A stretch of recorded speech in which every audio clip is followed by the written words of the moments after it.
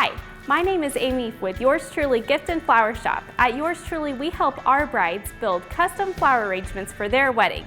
We also help them build bridal registries with their favorite home goods and create custom gift boxes for their bridal party.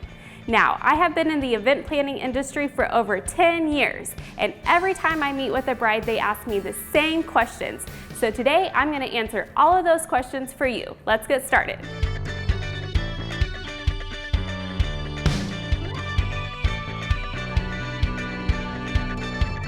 First thing that you need to do is know your must-haves. There are so many things that go into planning any event, but especially a wedding. The most important thing you can do is make a list of your priorities. What's most important? Is it choosing the perfect dress? Is it having pictures from all day with your photographer? Or maybe it's having the best party in town. Those are the things that are going to make the decisions later on down the road, so you have to make a list of your priorities first before you can do anything else in the planning process.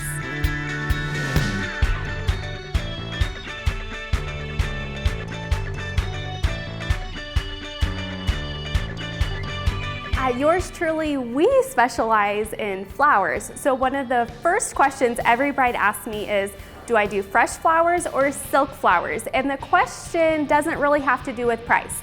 Everybody thinks silk flowers are cheaper, but they're really not.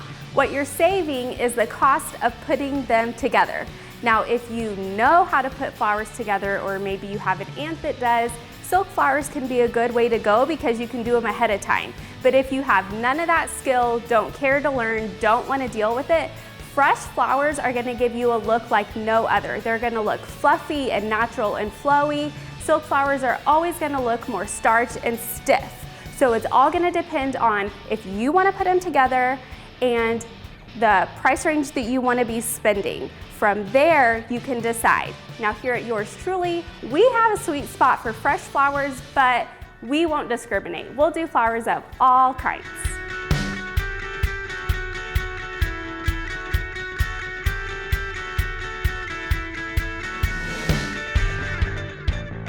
The next thing that everybody always asks me is, how many people should I invite? How many people will actually come? And this all depends with you. Now, I want you to remember that your budget will grow with every person you invite.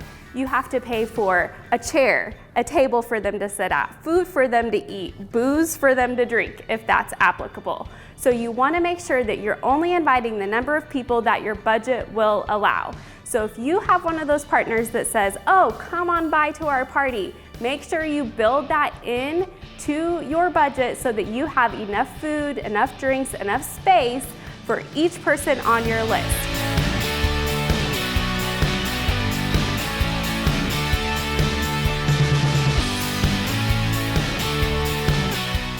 One of the fun things about getting married is building your bridal registry. Now, everybody always wants to build these at all of the big box stores, and you need that. You need a vacuum. You need a dust mop. You need that for your house. But I want to encourage you to look at a local shop because you're going to get better stuff. You're going to get dishes that you actually like that not everybody on the block has. You're going to get home goods that are your style and your taste, and it'll just set you off to build a better home that's more uniquely for you. Here at Yours Truly, we have a full bridal registry with dishware, serveware, home goods, kitchen gadgets. And when your guests purchase from us, we wrap them, we deliver them to your local bridal shower or your wedding reception, so your guests have literally nothing to do but buy you the perfect gift.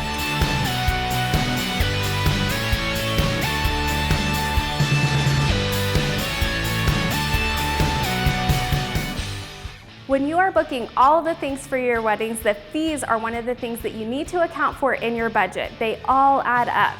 Gratuity, service fees, postage. Most things that you buy might be applicable for sales tax. All of this is little percentages that will add up to your overall bottom line, and at the end could cost you over $1,000. So make sure that you're accounting for all of those fees with each vendor contract when you book them.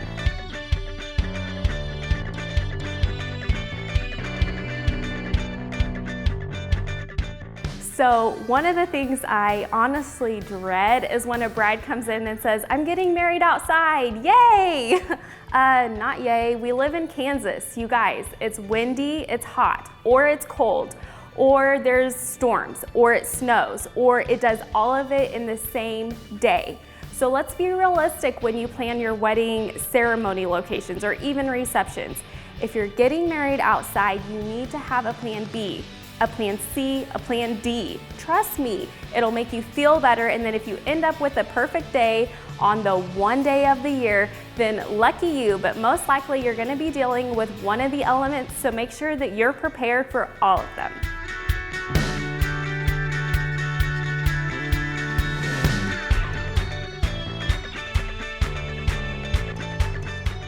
The next question I get a lot is, where should I book my reception?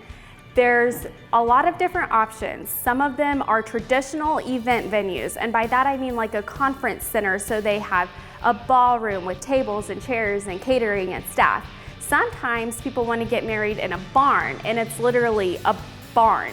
So when you book those locations, you want to remember where you're at. Even though the barn seems cheaper, don't forget that you're going to have to rent tables, chairs, dishes, silverware. You're gonna have to coordinate your caterer. If you book at the more expensive traditional venue, they have all of those things and you don't have to coordinate it. So sometimes the more expensive route can really end up being the better option depending on what your needs are. So make sure you don't count them out just because they look more expensive on paper. Do your research.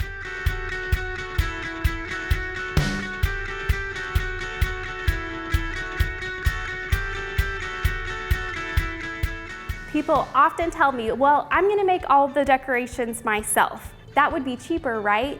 Listen, it's not. There are Pinterest boards for tutorials on how to make everything that you need for your wedding, your cake, your cookies, your flowers, but don't be fooled by the Pinterest magic.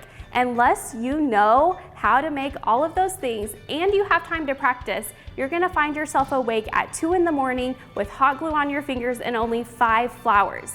You have to hire the professionals to do these things for you. It'll make your life easier. You have other things to concern yourself with. Trust me, you will be a happier bride hiring the professionals to make your crafts.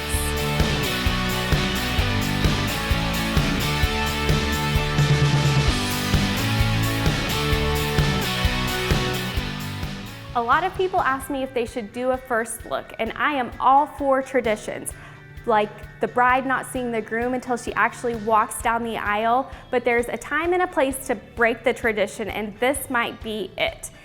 Doing the first look is when a bride in her dress sees somebody of significance, the groom, her dad, her mom, ahead of time. It allows you to get all the emotions of the day out, take photos without being rushed, and then carry on with your day. Now, if you decide to do a more traditional option and want to do all of your family photos after the ceremony, after you first walk down the aisle, that's great, but make sure that you have a really well-structured timeline. Work well with your wedding planner or photographer to make this happen. And if you need help, you can always contact me and I can help you with that.